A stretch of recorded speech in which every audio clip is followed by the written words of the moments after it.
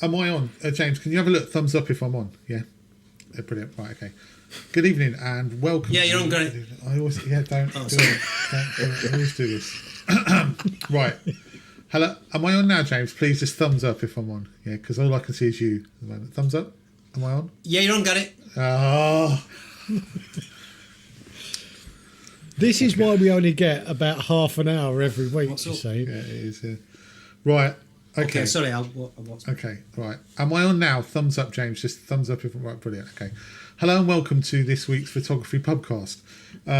Welcome. I don't know what episode we're on now, 40 something or another. But it's time, 47, thank you very much. So it's time for another guest this week. And we are privileged to have a world record holder with us, actually. This guy is the fastest walker in the whole of the YouTube universe when it comes to photography vlogging. I'm going to pick up the action here with last year's finalist Rob Outen from England. He'll want to put that mishap in the final with the camera behind him from last year, and he's setting off at a real pace here. He's absolutely flying, but has he gone too early? This is the question. He's been putting a lot of training in the off-season, but it just feels to me like he's gone a bit faster. Now he's coming to a tricky decision. Does he go right to the easier part of the course, or does he go left where it's more high tariff, but it could save him some time? It's a real difficult decision, and he's decided to go to the left. He's going to the left. This is the most difficult part of the course, and this is where his training is really going to kick in, but I think he's gone too fast too soon, and he's going to struggle up this hill. And in fact he's stopped. Yes, he's stopped. Now is he taking a breather? Is this a pit stop? I need to check. No, the bag's coming off. It's a refusal here from Rob Alton. He's out. So welcome this week to Rob Alton. Hello. Hello. How you doing, Rob? Yeah, nice to be. Thanks for the invite. No worries, Not mate, to 60 in anytime. 3.5 seconds. Brilliant. Yeah, he's rapid. Do you want to tell us, because we've had quite a few quite sizable vloggers on, and you're a smaller vlogger, and that's fine, and there's nothing wrong with that. Do you want to tell us a bit about your channel? Yeah, so I started vlogging back in March, April 2018. So yeah, some time now. But trying to keep quite local to where I live in Essex, because I was finding that there wasn't many vlogs at all, photography vlogs at all from the Essex area. There was quite a lot of vlogs from other things, but not to do with photography from Essex. So I thought, no, I need to change that a little bit. And yeah, I'm really enjoying it, actually. I'm finding a lot of locations locally, which I didn't know about before. And because of that, I'm just really enjoying it. The channel's ticking along, and it's just interesting, really, just connecting with other people, and the local photography community as well is really, really interactive, which is quite nice to be part of. Oh, brilliant. Well, we've had a few comments from people saying, we shouldn't just go for the big guests all the time. So you invited me. Oh, yeah. Well, Oh, nicely put. Very slick. You know, Rob, that I've got a lot of time for you. I've always said it on my vlogs, and I like your vlogging style, and like the fact that you sort of stand for just a general everyday vlogger, and I think or everyday photographer, and I think that's something that's really relatable, because it's easy to go out there and lose sight of what photography is all about when you've got, an awful lot of followers, and you've got sort of that, almost you're in that little YouTube bubble, but you're not like that, so not really like that. No, it's never been a driver. It's never been a driver to get subs or anything. It's just to basically document me being out with my camera, which I know it is a lot for all you guys as well, and that's what I enjoy doing. I'm never ever going to be able to run a workshop or promote anything along those lines. It's just basically recording me going out with my camera, which is really interesting. I think it's relatable to a lot of people, as you say, Gary, sort of an everyday vlogger as well. You're out there, you've got crop sensor camera, I think, as well, Correct, which is, the majority of photographers probably have, and you're out there and you're getting shots and you're coming away with some good shots and you're telling how you've taken them and the experiences you've had, and that's what generally people want to see. People like them and how they can go out and do what you do. Yeah, I mean, I think the one thing I love about photography is it's so inclusive. There's so many different types of photography, from obviously landscape to still life and everything in between, really. And because of that, it is open to everyone, and that's what I really enjoy about it. And just me with my camera, loving the landscape around the area that I live is what I wanted to sort of do really on the channel. I mean, don't get me wrong, I'd love to visit the lakes and Snowdonia as more often, but they won't have you in Snowdonia, mate. Well, you don't want to go there. No. It's not very welcoming at all in Wales. No. Well, a 16-hour round trip or so, it's not really ideal. What's stopping you from going to the lakes? Sorry. Lack of transport. Funny enough, James, that you said that. I was thinking. I'm not giving you a lift. No, no. I knew that. Anyway. No. A little story. Many years ago, I left school and joined the army. Whilst I was in the army, I did a Duke of Edinburgh within the Lake District. As you can imagine, some young army chaps having a 16, 17 years old got up to a lot of mischief. So I'm not sure if I'm going to be welcome there back either. So even though that was several years back now. You're not the one who did the graffiti at that cave, are you? Oh, Hodge Close. Yeah. Oh, that's awful, that is. Oh. Well, I saw someone had spray painted this, because I've been looking at going out. I'm going to go out next week, and I've been looking around the Peak District, and I thought Higator. You know, you've got the Kit Kat stones at Higator, and someone's graffitied the Kit Kat stones, right, which is bad enough, but even worse than that, and I can't help laughing at this. There's somewhere some sort of old building. No, it's an old build. No, it's worse than that. There's an old building around there somewhere, and someone's built a shrine to Del Boy out of Only Fools and Horses. What do you mean built a shrine? What? They put like R.I.P. Del Boy and put flowers up and a picture of him. Is he dead? No. I want to say that really is odd. Sure, it's not just a local hill walker called Derek. No, he's got a picture of David Jason. It's a picture. I don't know if it's like a photo of him or he's on a plate or something. And it's like you've got foreground interest. It's very strange. Unique. Yeah, well, it'd be unique. Yeah, it certainly would be unique. But yeah, so very very odd. But yeah, so it wasn't you then. You didn't graffiti during your army days, no. No. We got up to quite a bit of mischief, and apparently we was one of the worst groups they've ever had in the history of the business running. And oh god, yeah, right. Sounds interesting. So yeah. Talking of mischief, we've had a few comments on last week's vlog, haven't we, James? Oh, we have, haven't we? Yeah, we have. So my comments didn't go down very well at all. Mine did. Yeah, yours were fine. Yeah, you had someone give you a bit of grief over Greta, though, didn't they? Yeah. I got called a snowflake, a try-hard, and a virtue signaler, all by the same person. So that was nice. Yeah, but then when he first put it, I was like, "Who is this guy?" Like something photography Jojo or something. I'm very offended. And then he's changed his name to Villafan 75 or something like. He's a Villafan. That makes sense now. I don't feel offended anymore. So yeah, but it was interesting. A few interesting comments, and well, I think you should. I think now you've brought that up because it looks very kind of one-sided. I think you better explain actually his first post to his last post, really, because his tone. Turn it around. It did change. Yeah. Give him credit. You know, and we've got to give him credit for saying what he said, which I thought, you know, I took, not say offence to that, but I thought, oh, what a dick. Do you know what I mean? Here we go. But I've got to give him credit. He kind of mellowed and actually then apologised for some of it. So I thought he showed a lot of character, actually, then for backtracking and almost apologising. So, you know. Nah, Kim, I'm not apologising. No, seriously, no. Actually, I'm only joking. No, I'm only joking. Yeah, he did. Fair play to him. Yeah, he did, and he will be watching because I told him. And I've got to say, there's nothing wrong with. I got no issue with him having a discussion with me at all. I took a bit of a thing when he said that guy in the middle, and said to Lynn that woman, but you know, and then called me a snowflake. But other than that, I've got no problem with the actual argument. I'll argue all day. You know me, I don't mind that, so it's fine. But yes, you're right. Fair play to him. But there was, like, you know, it was his handle was like, say, Villa fan, which could have been anyone. There was no photo of him, so he could have quite easily hid after that comment, and nobody would have been any the wiser.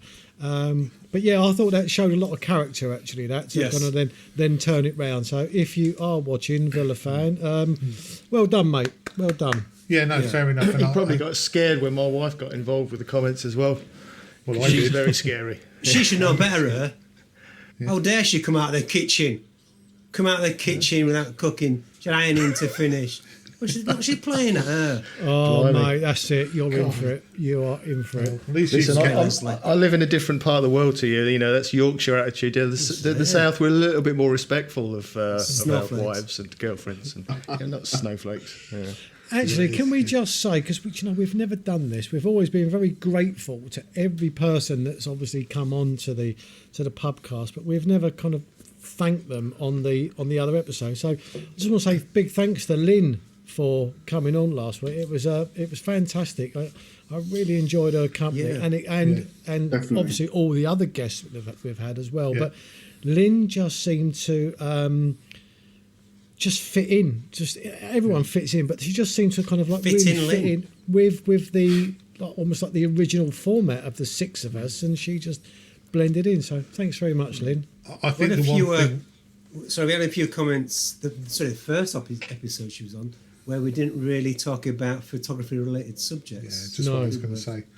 Yeah. But I think the reason for that is just because, I don't know, she just fitted in, didn't she? So it was like talking to lads. Exactly, it was like talking to a friend. You know, I don't talk about all your photography every week. So, yeah, so that was probably one of the reasons. So apologies, Lynn, for not talking about your photography, but thank you for just blending in. Yeah, absolutely. And one more thing while we're on the comments, really quickly. I just want to say comment of the week, and Andy Maguire. He said, Gary, man of the match performance from you. Masked Singer is more addictive than heroin. And please, can I come to your dinner party? So, we must get him on. We must get him on, you know. That's a good idea, actually. Yeah, we must get him on at some point. I'll have to ask him. Definitely. Yeah. Anyway, shall we actually get started? Oh, I've got one more thing to say. No Pubcast next week, guys, because it's Good Friday. So Easter weekend, we're having a bit of a break. So there's no Pubcast next week. We'll be back the week after. But anyway, let's get started, and I think let's talk about something current this week, and that is the news that you've all been receiving. I assume. Sorry, Rob, you haven't, and I know I'm going to make you feel bad, but the 25% tax on YouTube earnings that YouTube are now saying, is it worth having ads anymore? That's my question. Bearing that in mind. Yeah. Just make sure like you're filling the form right. Yeah, because do we have a tax treaty with the US? But they said if you don't fill in the form, you get deducted 25%. Is that right? James, up to 20, yeah. James, you filled in the form and then you got deducted 30%. Because he filled it in wrong. How does that work? What have I done here? He came on saying, it's dead easy this. Did it in 10 minutes, piece of piss. No, it's because you did it wrong, James. Do you know what? Filled it out twice. Do you know what? My job at work, I'm basically an analyst. I look at details. Once I finish work, it's like, boom, the brain shuts down. I just rush through things. But yeah, I got a confirmation that it's been approved, but been approved at 30%. So I'm going to relook at that, redo it again. Probably a good idea. It'll probably be 60% next time. Well, I'm in Dave's camp now. I'm getting rid of my ads. I think from this week they're going to go as soon as I release my next vlog, because there's just no point. Honestly, it's like I've earned in the last 4 months about 25 quid, or 3 months about 25 quid. I'm like, I'd rather just not have my subscribers have to sit through an ad and have to press skip than to earn 25 quid in 4 months. It's not worth it. So I think that's really quite interesting. Obviously, as I said about how long I've had my channel for, and not got to the stage that I'm able to have ads on the actual videos. I am even if I got it, honestly, I would not do it. The one thing though that I really do want is the community page, because I look at you guys, and I've listened to all of the podcasts. I watch your channels individually, and I know that you've mentioned several times about what you actually get back from YouTube, which is peanuts in the grand scheme of things. And I'm just sitting here thinking that, is there any point? But the one thing I would like would be that community page. And that was, if I could change one thing about YouTube, is to give that community page a little bit earlier on. Now, I know that have to draw a threshold somewhere. I completely appreciate that. But now with this on top of it as well, the issue that you're talking about, to me, it just seems there's no point at all. Unless it's justified in respect that you're got hundreds of thousands of subscribers and it pays for it. Completely different kettle of fish, really. But in my opinion, it's just really not worth it at all. Well, I think it's a bit of. I mean, in terms of the community page, I don't understand why they don't just give it to everyone, because you use it or you don't use it. I can't see the point. There's no monetary benefit to having it. I mean, we've said it about this on the podcast. How good would it be for us to be able to say, this is what's happening, this is what isn't happening? We don't have the opportunity for any of that. Yeah, but that's why we do ask for subscribers for the podcast, just so we can get that community page. That's all it is. Yeah. And I think we've crept up to just under 800 now. Oh no, we're over something. that now. So, yeah, because Adam, thanks very much, Adam. By the way, Adam thank Gibbs you, Adam. mentioned us in his video, and we've leapt up about sort of 60, 70 subs. So yeah, appreciate that. Right. Yeah. But in terms I of appreciated the fact he described us as middle-aged. I was quite chuffed I about know. that. I know. What's all Andy that can't about? count. well, What? yeah, he said 6. Yeah, Well, there was 6. Well, there was. well 6, 5, including and him. So yeah. Yeah. But the thing about I think the thing about the income, the tax, is I think it's a bit of a kick in the teeth, really, for a lot of people, because what they've done is they've gone, we want you to put mid-roll ads in, all right? So again, a lot of people have gone, oh great, all right, mid-roll ads, bit more income. Oh, we've got this new thing where you can join and have subscriptions every month. Oh yeah, brilliant, thanks very much, that's great. And then they get all of that down the line, and they say, oh, now we're gonna bung 25% tax on you, unless you jump through hoops to prove that you're not American. And it's almost like it's a whole money-making scheme that they've just made up. We'll lure you in, we'll get you to do all these things, which probably piss off half your audience anyway. Oh, and by the way, now we'll take 25% of your money off you. Yeah, but that's what I've been saying for the last 6 months, 8 months. They want people to go over to Prime. Premium. Premium, yeah. That's what they do. Whatever it is. They're making it as hard as possible, so everyone just says, I can't deal with. Because, creators then are going to think, right, well, if I've got to pay 25%, I might as well stick another advert on there to try and compensate. Mid-rolls, that. yeah. Mid-rolls, and then the viewers are going to say, oh, do you know what? There's 5 or 6 bloody adverts on this. I really don't think so. I think viewers these days, and I've said this before, I really don't think it has much impact on them, because I think it becomes the norm now as the adverts. I don't mind them at the start, because you I almost stick to that expect reasoning as well. at the start. But Yeah. if it's a long video and I'm not totally engrossed in it, I will watch it. But then as soon as that advert pops up, mid-roll advert, I think, well, that's my cue now to bow. And that's what I do. I watched one the other day, and I'm not going to mention any names. I watched one the other day, and it was about an hour long, and there was just an advert every 5 minutes. And after I got to about the third or fourth, after I got to about the third or fourth advert, I was just like, do you know what? I've had enough of this. It's not holding my attention anyway, but it might hold my attention, but it's not now. I'm sitting here having to watch some about every 5 minutes. So, But this tax thing is a bit of a red herring if you're in the UK, because as long as you fill your form in correctly, then you get 0%. Because as far as I understand it, and I'm no bloody expert at all, but I've read a few things and watched a couple of videos. As long as you complete it and say that you are declaring that you want to put the tax treaty that the UK have got with the US, which is 0%, then you don't get any taxed. So you won't get taxed anyway. So it's 0% for the UK as long as you complete your form properly. And is it your national insurance number? Is that right? I think they It's not use your tax national insurance, code. or you can use your UTR number. I think UTR or your national insurance number. I think both. I must I'll read admit, them. the thing is that whilst YouTube have their faults, this isn't down to them. You know, it's the US government that's doing the It's taxing, not Biden. It's YouTube. Biden's government is going But- to up all the taxes and But sort it all as out. Jamie says, I filled in one of these forms for my Skillshare. What's it? No problem. You just fill it in. Say I don't come under your tax regime. Thank you very much. Good night. I'm still blaming YouTube. Gonna blame them anyway. Yeah, but the thing is, it isn't YouTube. It's Google, isn't it? And it's all the services that Google provide rather than just Yes. YouTube. So Google, YouTube, same thing. I think it's been mentioned before. I mean, at the end of the day, they've got to make a profit somehow. And I know it's not necessarily profit, and it probably is, as you mentioned about the US tax as government and stuff. It's it's a tricky one. I bet they're doing all right, though, to be fair.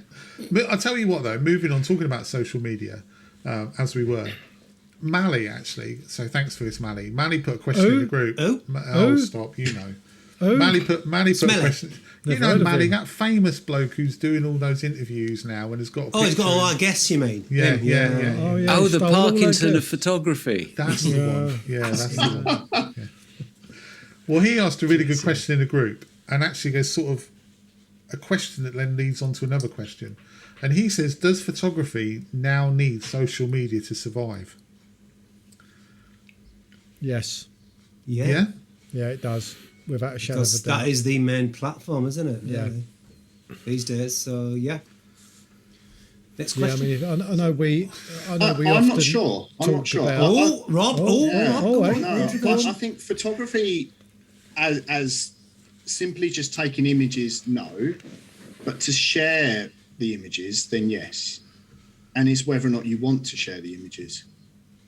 If your driver is to share images, then certainly it does need social media to survive. But if it's not, and you're taking images 100% for yourself, then no. Oh yeah, if you're taking them just for yourself, obviously you don't need anything really. Don't need anyone. You just need Anyone in the world. an Instamatic. Yeah. If that's But the case. look at Stuart McGlennon with his gallery. You know, obviously he has used social media to share and as a bit of a PR for his gallery, but he doesn't necessarily need it. He needs just footfall in the street to walk by, see his pictures and come in and buy them. And that's photography still developing a business for him without social media. He just uses it as a bit of a platform to share and do a bit of marketing. Exactly. He's reached the benefits of it, though. Yeah, marketing. Yeah. The thing is, though, photography for me is such a broad church. I bet there's thousands of photographers who don't have a Twitter account, a Facebook, or certainly don't post their photography on Twitter and Facebook or etc. They just go out and enjoy photography for what it is, and that's probably the purest form of it. So, in terms of that, no, you don't need social media. Do you need? Does to be perceived as successful? Do you need social media? That's a different question, because then you probably do. Perhaps not to. I don't know, not to be successful, but it almost comes hand in hand, doesn't it? It's like any business. You need to promote yourself no matter what business you are. And if you're going out there to perhaps try and sell something or workshops or an exhibition or a gallery or whatever, you need social media. Which I think actually especially in the last year or so, because we are obviously restricted to travel and people aren't going to galleries, etc. Yeah, It's all totally online agree. now. But is that photography, or is that That's business. photography business? Correct. Yeah. Yeah, exactly. Yeah, so the grassroots, if would photography survive without social media? Of course it would. Everybody can still carry on photography if they don't share it, if they haven't got any social media Well, channels. photography was here before social media. Yeah, it's a marketing tool to share your photography, and if you're in business, to help you get your photography in front of somebody that wants to buy it. And that's what it is. You still carry on taking photography, doing photography, printing yourself, putting it on your wall. It will continue without social media. Yeah, so for those who are in business and doing photography, they would struggle without social media. I It's a don't marketing agree. channel. Yeah, but equally No, as I'm sorry. well- There are plenty of commercial photographers who don't go anywhere near social media who have got diaries full of commissions. Oh, but Yeah. you're talking about commercial. Yeah, I totally agree. But you're talking about commercial photographers, though, so they've already got their clients, haven't they? Yeah, they built it up. But they've- But they've if you built- no, they've but the built that up. question was, there's two key words in that question: is need and survive. And as Rob has just pointed out, of course it would survive. And a lot of photographers don't need social media. So for me, the short answer is no. But surely, if you're taking photos, I mean, the average person, whether it's for money or it's not, the average person likes to share their work. I mean, every single one of us shares our work, whether it be social media, YouTube, whatever. And if we wasn't in it for sharing, we wouldn't be doing the Pubcast now, because this wouldn't exist. Maybe we should change the question then. So maybe the question should be, do we need social media for our photography to survive? Well, That's completely yes. different. Yeah, exactly right, Dave. Yeah, no, yes, we do, because what we want to do is run our YouTube channels, and solely because of that, we've decided to make that judgment that actually I'm going to put myself on YouTube, good or bad, judge my photos as they come, but I've chosen to do that. I could have easily said no and kept my images for myself and just appreciated them off my own back, really, and not shared them at all. But do we need them? Yes. Do we need social media? Then yes. Because how else would we be able to share content, YouTube, images, Instagram, etc.? How else would we be able to do that? Well, again, it depends on what your objective is. You know, as an amateur photographer that just wants to share his work just for gratification or for mutual respect through the community or whatever, then yeah, I agree, you'd need it. But if you're a photographer that is trying to share his work to raise his profile, then it stands up on his own account. And once you've published some work and you've sold it, and you know you've got a reputation out there as a leading photographer, then you don't necessarily need social media to continue that reputation. Quite agree. But as Rob says, but you know, I mean, as speaking as somebody who for many years was a photographer predating social media, during those years, nobody saw my images other than me. And in the event I had to go back to doing that because social media ceased to exist, I would still be up a mountain tomorrow morning with a camera. Totally agree. I would be there as well. Well, if I'm allowed, that is. But, yeah. But I think we all would. I think that goes without question. I think if social media ended tomorrow, I don't think any of us would pack up photography because we enjoy it. We've got a built-in passion, like we actually love the photography. Exactly. So yeah, you're right. Yeah, in a way. You can So I approach come back to questions my answer words. to this question, which is no. All right then. Okay, well, moving on from this question to another question, which relates to this totally. Will there ever be another world famous photographer? Because now you've got social media, everyone's a photographer. Everybody with a mobile phone, anyone who wants to stick anything on Instagram, I don't think there'll ever be another, say, Ansel Adams or another real world famous. There might be if we're talking in terms of documentary photography, but in terms of landscape photography, I don't think we'll ever see another photographer that is world renowned amongst all other landscape photographers. I think that's interesting. Who asked that wonderful question?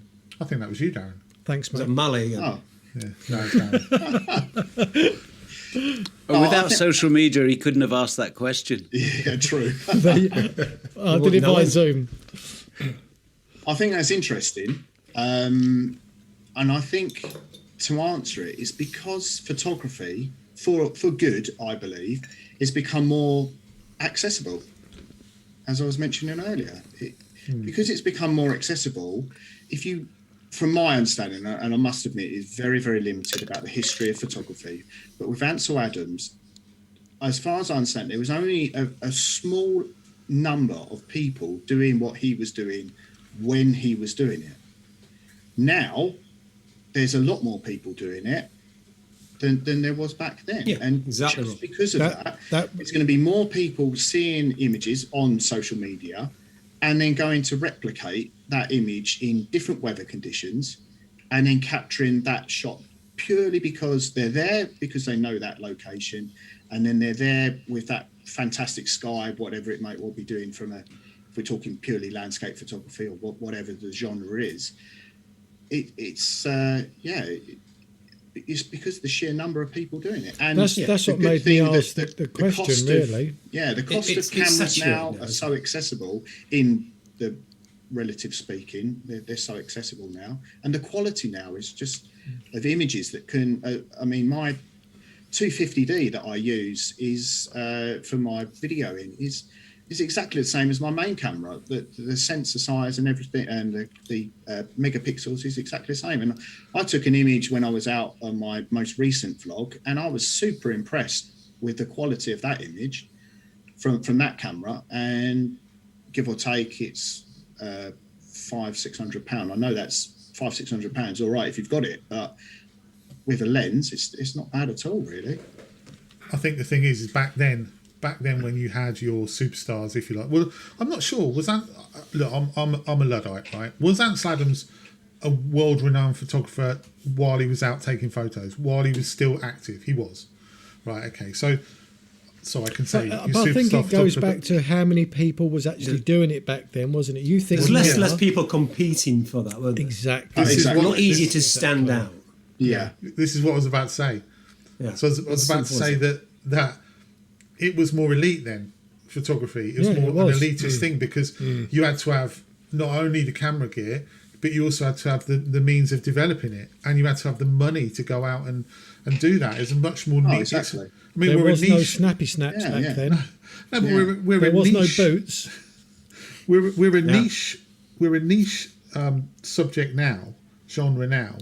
But I could imagine it was so niche back then. There were probably only a handful of photographers who were really going out and getting those shots. Whereas now you look at something like Booker Latif Moore, where you might have gone 50 years ago, oh my God, that's unbelievable. Now it's every man and his dog with a phone's taking a shot of it, sticking it up on Instagram. So it makes those shots less, they don't resonate so much, do they? Because everybody's seen one, everybody's taken one.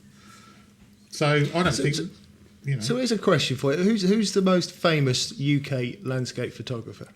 In Now? our opinion, now.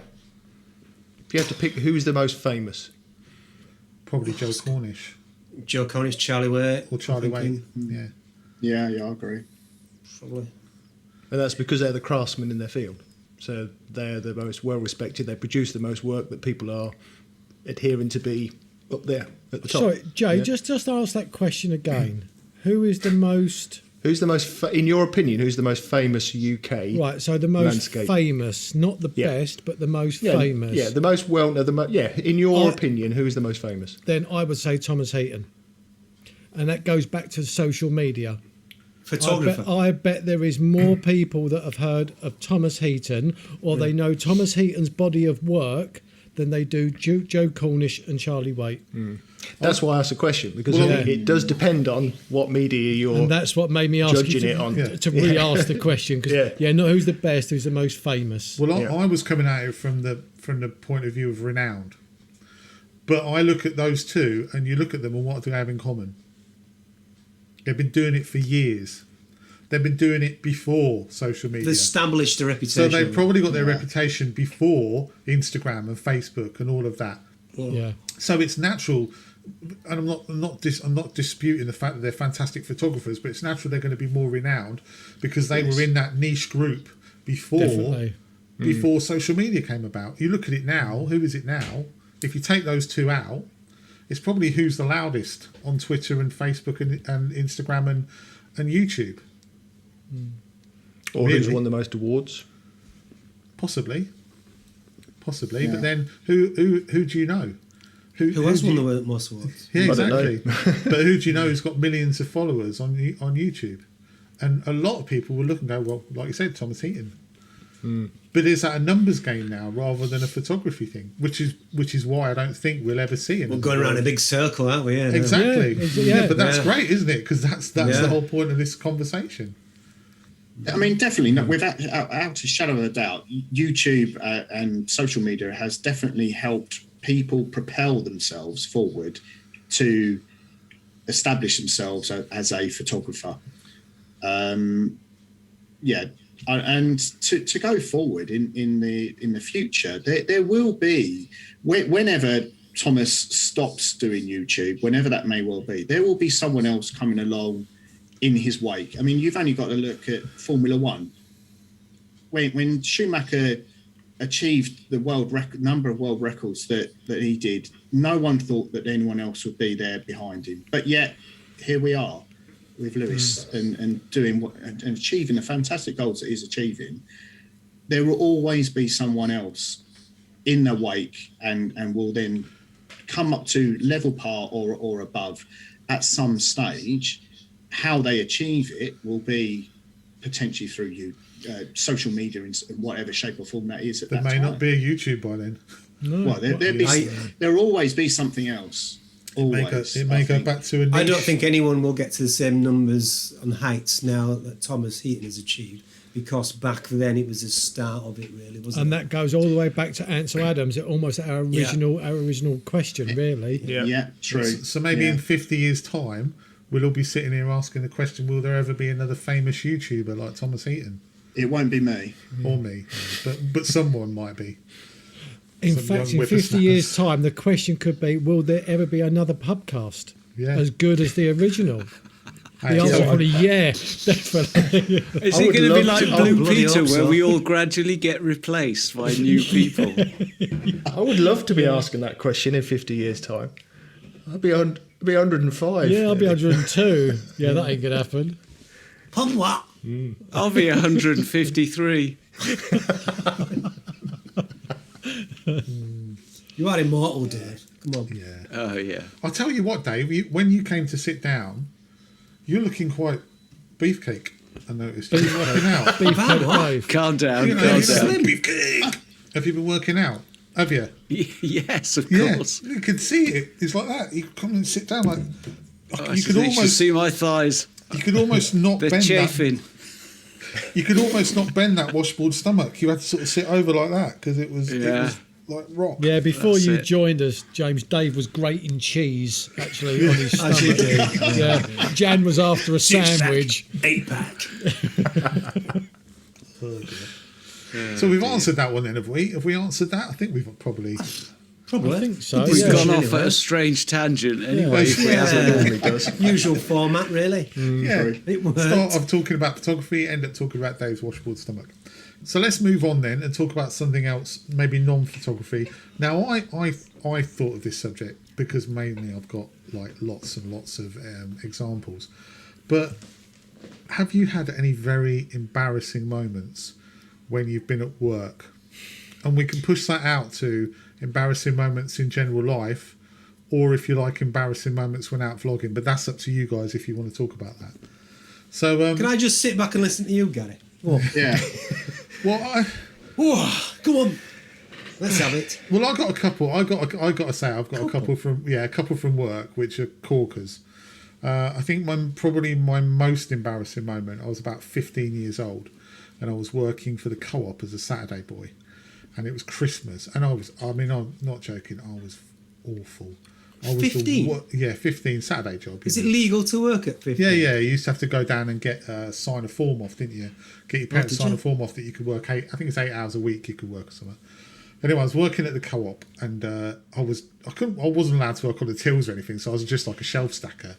But I broke stuff, smashed stuff all the time. Anyway, we were near Christmas, and this one time that the manageress, who didn't really like me very much anyway, she pushed this huge trolley over towards me full of shopping, and she said there's a couple out in the car park and they need this shopping but they couldn't get it out there. Could you take it round to them?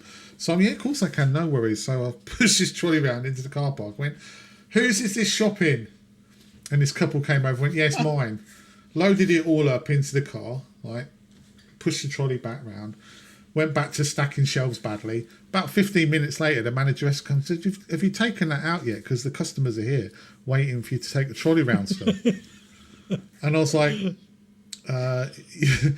yeah, I've already done that. So obviously I'd gone, who wants this shopping? And some random had just gone, yeah, it's mine. Stuck it in the thing. Yeah, so that didn't go very well. I smashed so much while I was there. But another equally embarrassing moment. Have any of you heard of Ringtons? No. No? So Ringtons was a company they sort of worked around. I thought they were quite northern, so I thought you might have heard of them, James. They do deliver tea deliveries. Stereotype. No, they're a northern company. So they're about as Peterborough was about as far south as they came. An hour round was north of Peterborough. And what they were was like a van that used to sell like tea and coffee and biscuits in these little baskets, wicker bar. You used to have to go around and customers would, all right, love, what do you want next week? And they'd write down their little list of all things they want. And you go off and go in this van and you go and give them the stuff and they pay you for it. Anyway, they drove these really like famous, if you like, yellow and black vans. So they used to be the real old-fashioned box vans, the old sort of Model T Ford type box, yellow and black, always yellow and black. And they'd upgraded a bit. This is sort of like, I must have been at 18 or 19 at this point, so late 80s, early 90s. And we were in these vans, really famous, and do the shift, come back. And I'd only been there about 3 days, I think. And they said, right, you need to clean the vans down. And they said, can you T-cut? Like you used to have to T-cut the bonnets and polish them all up. So I was like, yeah, of course, yeah, no worries. Eager to please. T-cutting all these things up and polishing them all these bonnets across about 4 vans that were all sat there at the end of the day, using a Brillo pad. And so I'd done all that, and I thought I'd done a great job. And they hosed it all down, and then there's like every single yellow bonnet is just scratched to shit by this Brillo pad. Needless to say, I didn't work there for long. At what point did you notice, Gary, that the paint was coming off? Well, I didn't, because Was it dark? I was just happily. I thought I'd never done T-cut before. I just thought this is what happens, and then you polish it all, and then it all comes back, and it's fine. You didn't see that on Karate Kid, did you? No, exactly. So I was just like, no, it'll be perfectly fine. There's not an issue. Yeah. So that job didn't last very long either. I was terrible when I was younger. Yeah. Has anyone else got any? Please bow me out here. Quick change the subject. No, I am. No, not really. I have. I've got one. Oh, good. Good. Okay. So back in 1979, when I started work in a bank, you used to be able to smoke. It was Midland, as it happens. Yeah, well guessed. Yeah. Pre-HSBC days. Anyway, Yes. So smoking away quite happily, as I did back then. The only place you weren't allowed to smoke, apart from the counter in front of the punters, was in the safe, because it was full of stuff that could go up in smoke and it was irreplaceable. So I was in the safe one day having a fag. And a man... just chilling on the gold bullion. Yeah, something like that. The bank manager's coming past from... The bogs were out the back, and I'd forgotten he went in the bogs. So the manager goes to the bog every morning at 10 o'clock, comes out with a copy of the Western Mail rolled up under his arm, walks past the safe. I'm there like, so anyway, in the pub last night, mate. Griffiths, boy, what are you doing? So it's like a headmaster. The bank manager was kind of local town royalty. He was a Captain Mannering type, okay, but very Welsh. So he hauled me into his office and tore a strip off me.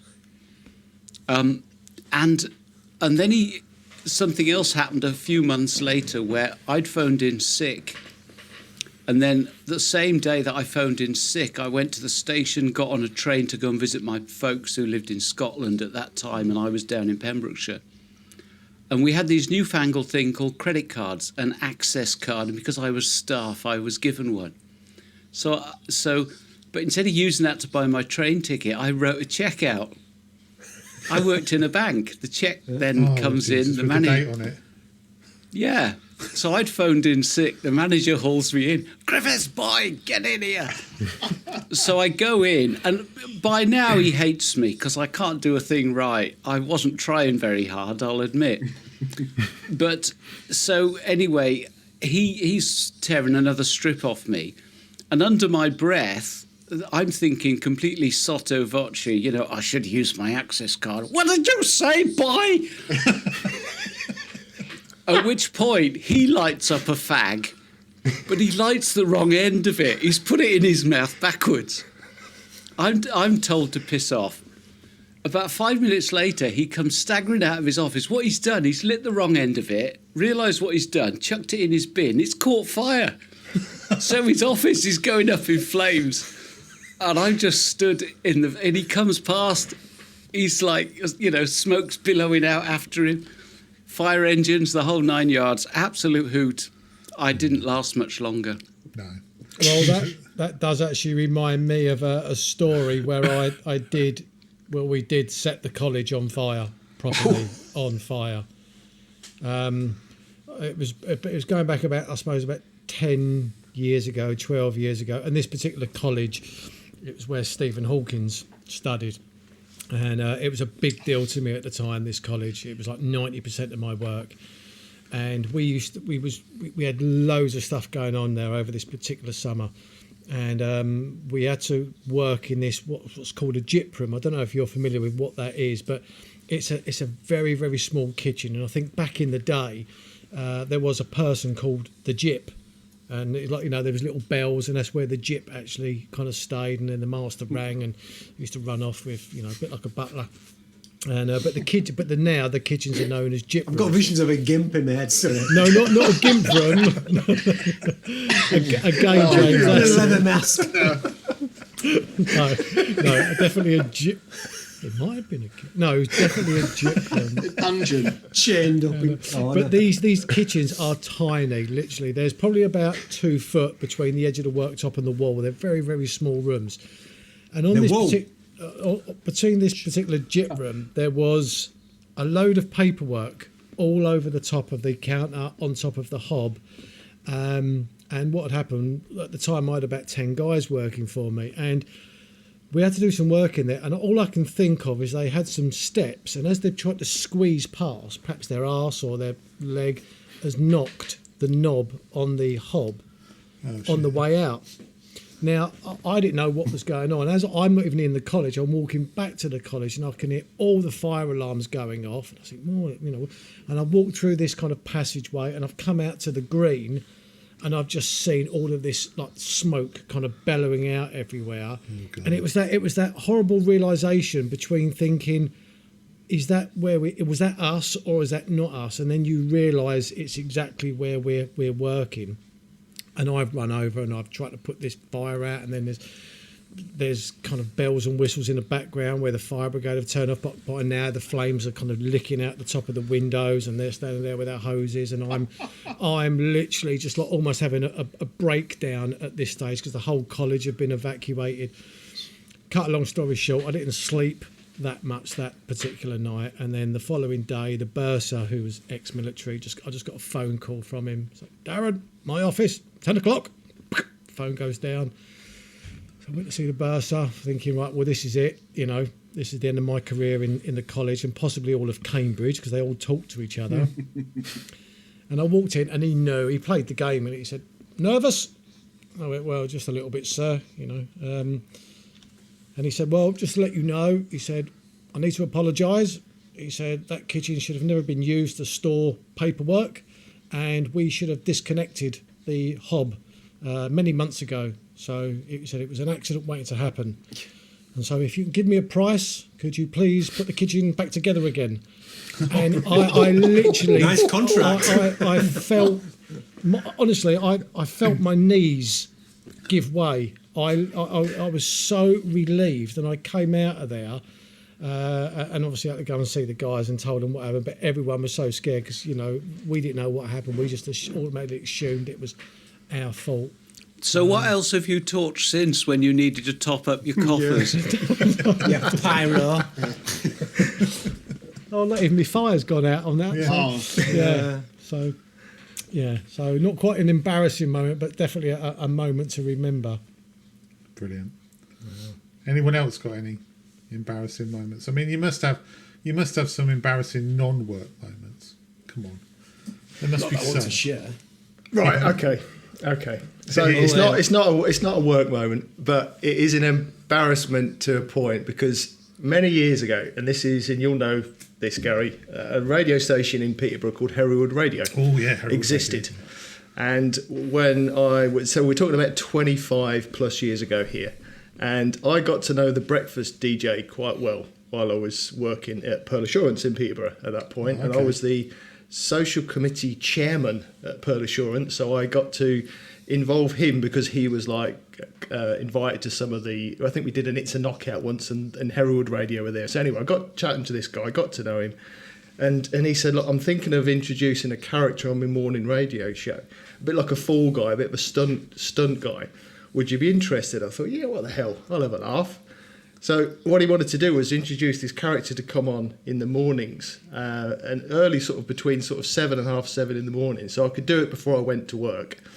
And I was invited to do various stunts, and I did stunts.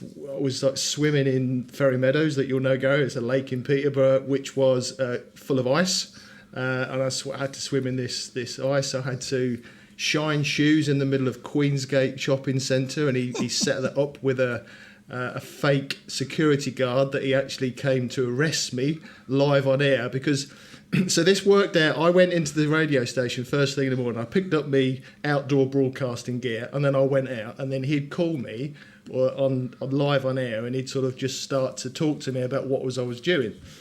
One of the things, getting to the embarrassing bit, because one of the things that he asked me to do once was to come into the actual studio and record it in the studio, and he wanted me to eat some of the hottest chilies that you could find, chili peppers, and at that time I had a real hate of peppers generally. The taste of peppers really made me gag.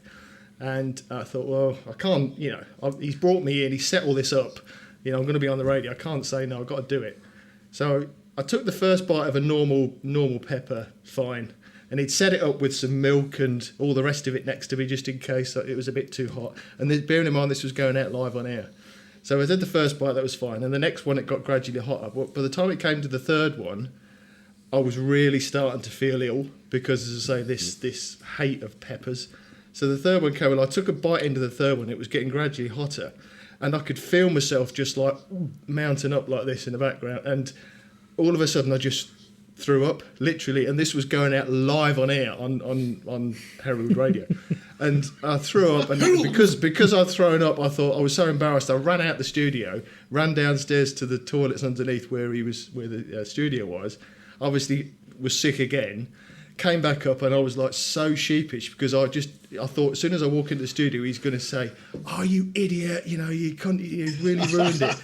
I came in, and he was absolutely in hysterics, and he replayed the track of me throwing up, and it just sounded hilarious to the point where we had so many calls into the studio of people saying, "Oh, it was fantastic. I don't know how you dare do that to that guy," but it was hilarious. And it ended up being on the New Year special where it was like recorded again, the soundtrack of me throwing up live on the radio. So you know what? Before you said about the throwing up bit, I don't know if anyone's watched this. It's on YouTube. It's there's a guy, I forget the name of the channel, something like Hot Topics or whatever, I'm not too sure. But basically, you've got this one guy who interviews people, all different people. It's just kind of one-on-one though. But on the interview, as they're being interviewed, they each eat chilies, and they get hotter and hotter and hotter and hotter until you kind of get right to the end. And it's great because, it's a serious kind of interview, but then they'll take a bite each of this particular chili. And I just thought then, that would be great if we'd done a whole pubcast with perhaps like kind of eight or 10 chilies in front of us, and through the whole episode, we'll take. But I'm just a bit worried about Jamie throwing up all over his keyboard. I wouldn't survive that. When was this, Jamie? What sort of time? This is about 25 years ago. So I was about 20, something like that. So 19, 20. So what, we're talking like early 90s? What? Yeah. You're 45. Yeah. And what was this? You worked that out wrong, ain't you? I've worked that out wrong. What was the DJ's name? It was 25 years ago. Yeah, your vaccine, haven't you? What was the DJ's name? Paul Coit. Paul Coit, I remember. Yeah. Yeah. He went on to do bigger things, didn't he? So, he did a stint at Virgin as well. Yeah, he did, yeah. Yeah. Left you behind though, didn't he? Yeah, he did. Yeah, we don't know why. Yeah. Oh, listen, Jamie, I've got a really good idea. Why don't you come on and I'll do really horrible things to you on air? I'll tell you what, it was at the time. It was just good fun. I could do it in the morning if I went to work. Literally, what happened is I'd get the call. You were the Carl Pilkington of that station by the sound. I was absolutely, yeah. And I went in the morning before I went to work, and then I did my stunt, and then I'd go into work, and everybody would say, "Oh, I heard you this morning, you bloody idiot! You know, fancy doing that?" You know, it's like, yeah, and that was me. Yeah, thanks. I think I have to say you win. Yeah. You win. Nice. No one can beat. No one can beat unless you got anything.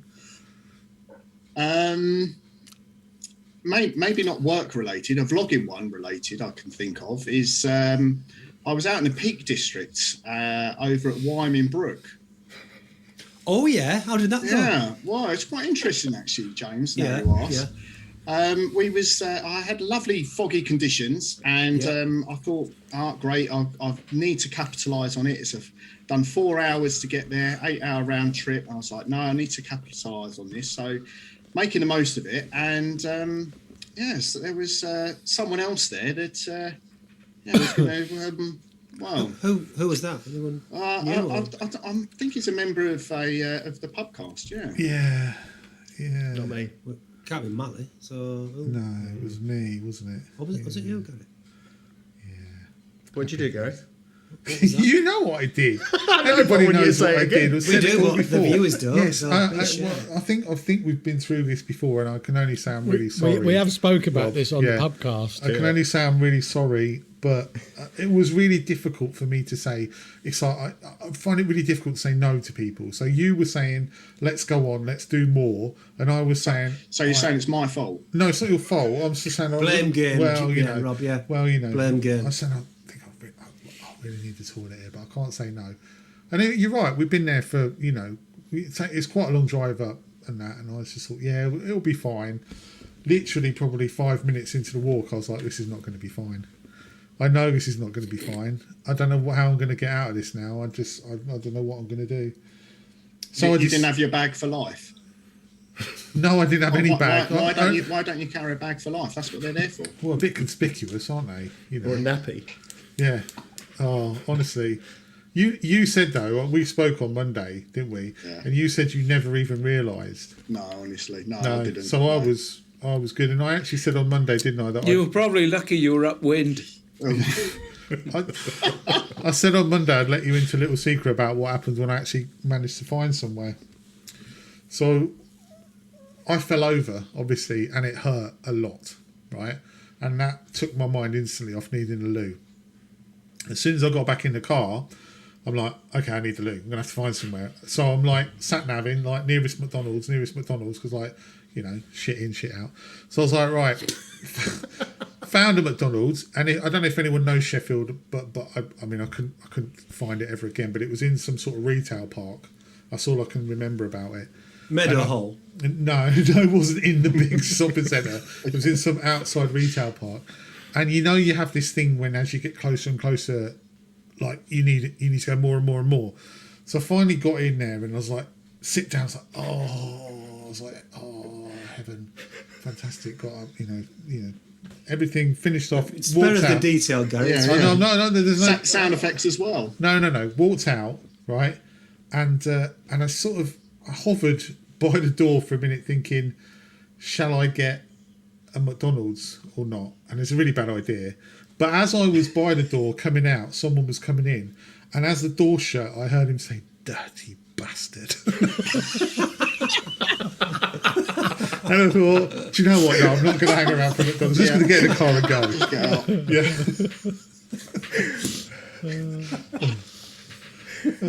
Right, well, unless James has got anything, I think we should get off No, an embarrassing, Yeah. embarrassing subject. I think we definitely should. All right. I think we've got time for one more quick one here before we end this episode.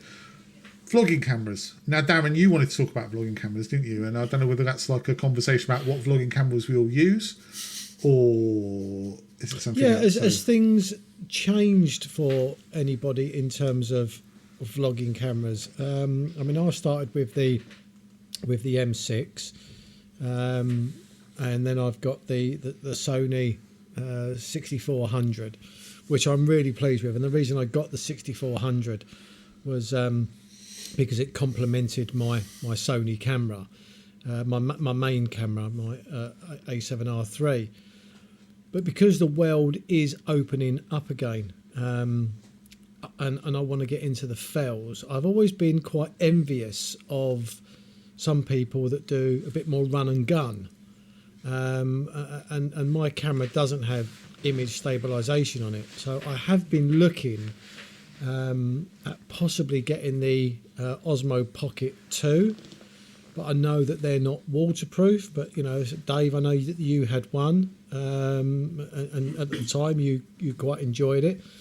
I've also got a new iPhone, which I'm considering sorting that out as a rig and possibly vlogging on that. So I just wondered what everybody, I mean, I know roughly what you guys use, but what are your thoughts? What have you had in the past? Why did you change, and what are you using now? Or are you thinking about changing again in the future? Dave, can I ask you that question? Because you had the Osmo Pocket 2. Why did you change? Well, actually, I didn't. I still use it. Oh, do you? My most recent blog, a lot of the B-roll footage was using that. Actually, it's the A-roll footage on that one because I was travelling light. So yeah, it's the first Osmo Pocket, not the second one. I have to be really careful with it, not because of the weatherproofing, because you just don't get it completely soaked and it's fine. But the dynamic range is shocking. So Right. You can get some really horrible footage. I did use the Sony RX100 for about a year. Started about this time last year. Now it's sitting behind and I'm talking to you through it as a webcam, and it just lives there now. I don't take it out anymore. Really? Why is that? Because I'm using the EM5 now as my vlogging camera. Because it's so good. It's got great in-body stabilization, but it also allows me to be more creative. I mean, I'm kind of in the same camp as James, trying to be slightly more cinematic, and that's what I haven't yet because I've only just got the camera and we haven't really been out anywhere. But I'll be using that, playing with the depth of field and not having to worry about the dynamic range. But the great thing about the Osmo is you get 4K at 60 frames a second. So if you do want to slow anything, you can get some really nice slow-mo stuff, waterfalls and things like that. Yeah. I use it for that a lot. I must admit, I've never been much into slow-mo. I mean, I'm pretty... You walk slow anyway, don't you, Darren? So. I do. Well, compared to Gary... Oh, no, Gary does walk slow in his videos. Gary is... Rob needs to film at 240 frames per second.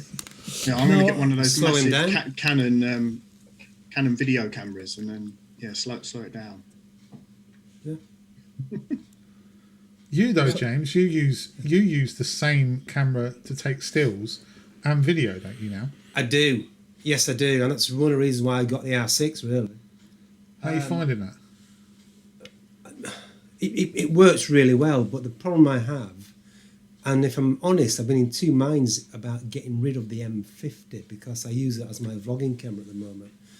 The reason I use my M50 is because I like two cameras. I like to offer different angles of shot, and I like to film myself with the camera, with the R6 on the tripod.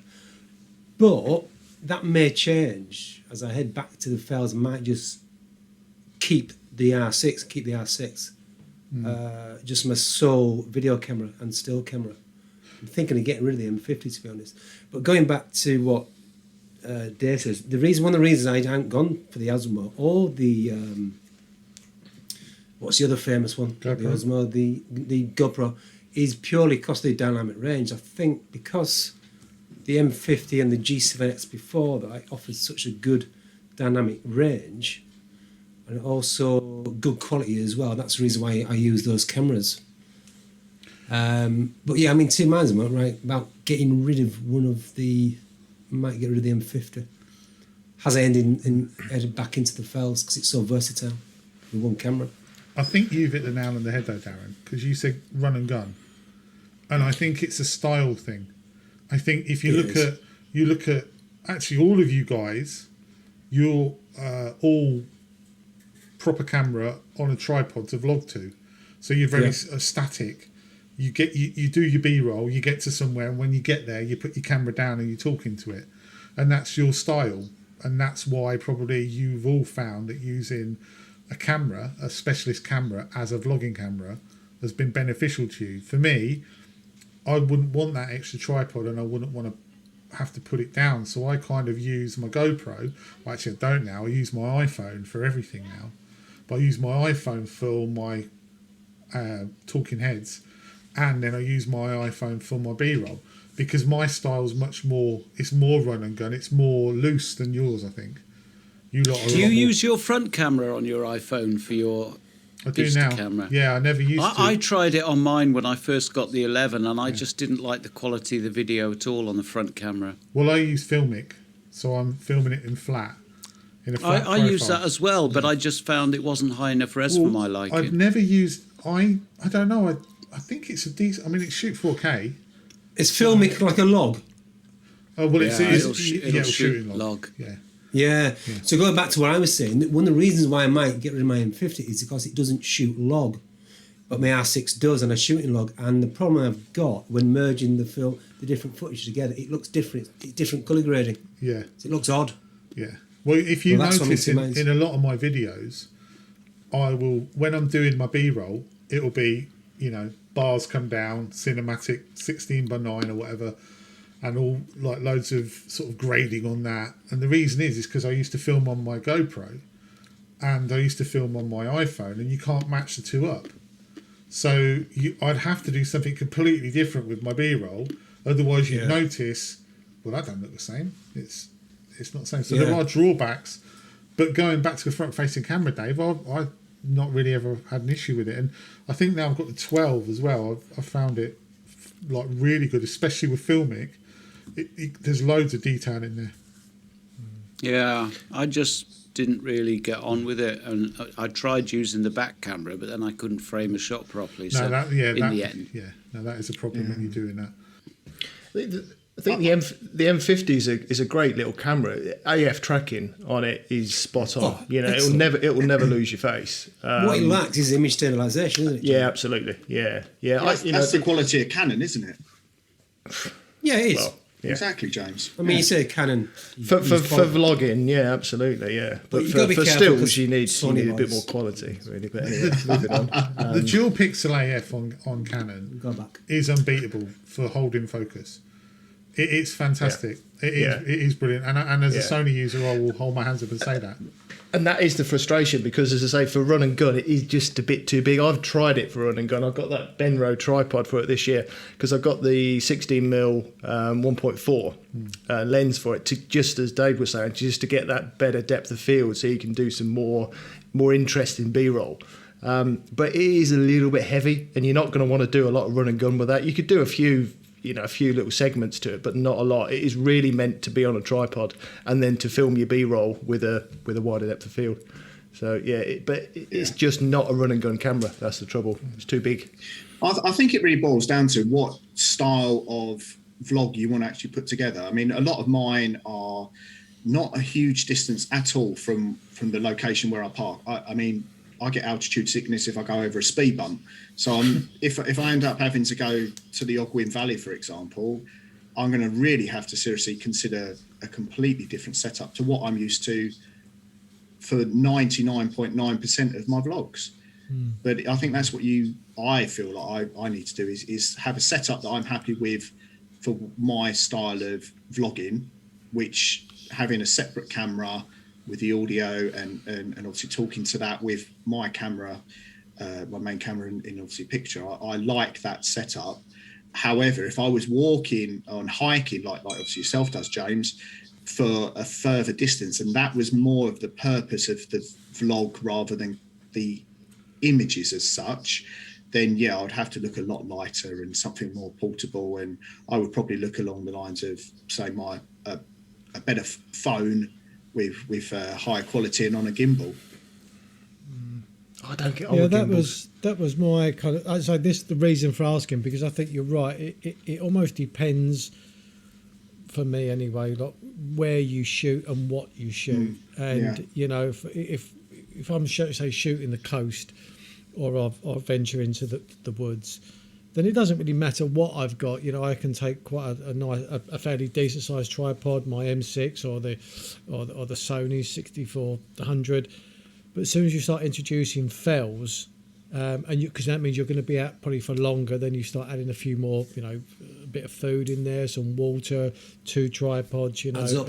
and it does start to add up. Yeah, the higher you get, you might want a few more clothes, just in case. So I'm just thinking, I would just want to start travelling a bit lighter. So I'm not saying I will move over to my phone full time, but I'm certainly going to set it up as a rig and see how I get on with it for at least 2 or 3 vlogs.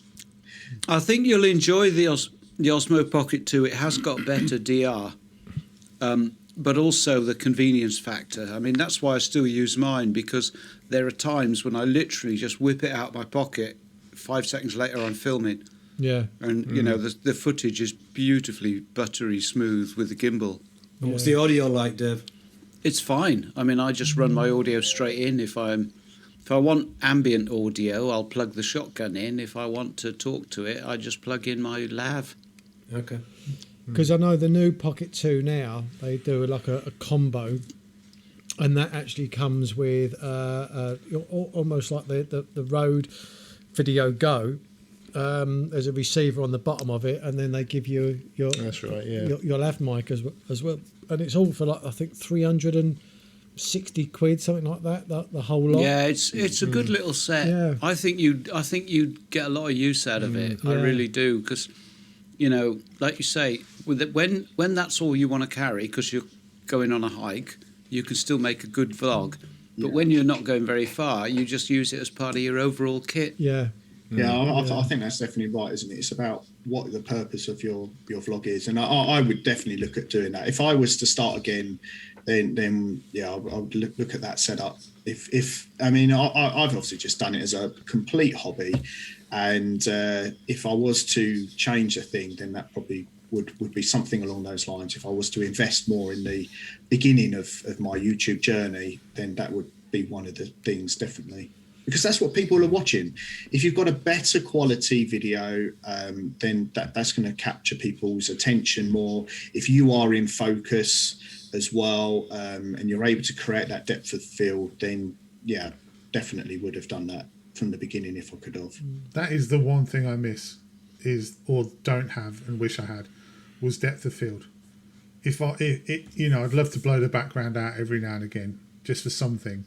But with an iPhone and a GoPro, forget it. It's just not going to happen, And personally, when I'm out and about, it sounds, I don't know, I can't be bothered to get my camera out and then start fiddling about with that for video, because I want my style is more this and this. It's more. Perhaps you ought to be using the video mode on your cameras more, though. Well, possibly, but then you see, I would want a gimbal for my camera.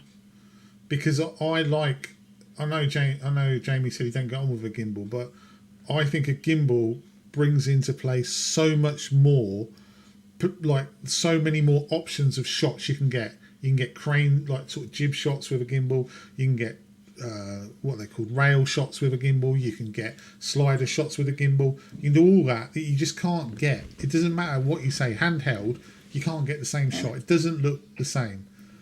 And so then I'd want to go and spend 300 quid on a gimbal. But then I look at it and say, well, what's the point of spending that money for something that you can't film yourself on? You can't, follow yourself with a gimbal, can you? You need someone following you. So if you've got biceps like Dave, you might be able to. Well, yeah. But what you can do, though, with the Osmo, is the tracking is brilliant. So I'll put it on a tripod sometimes. Yeah. Especially if I'm doing a handheld piece. In fact, my last video, I did exactly that. So I'm chatting away, talking about what I'm doing. I'm holding my main camera, and the Osmo's following me about. Yeah, which is. Yeah. Oh, you could do that in post if you're shooting 4K. You can. I have done that in post. Yeah. It's not done yet, but I will do. All right. Well, good stuff. I think with that, actually, we'll call it a day for this episode. Thanks ever so much, Rob, for coming on. Really appreciate it. Cheers, Rob. Hope you've enjoyed it. And remember, I have. Yeah, it's been really good. Really interesting to meet you all guys. And I've obviously had a nice chat. Brilliant. And we're not here next week, so we'll see you in 2 weeks' time with another guest. Anyway, thanks for watching, and we'll see you again soon. Goodbye. Cheers. Take care. Bye-bye. Bye-bye.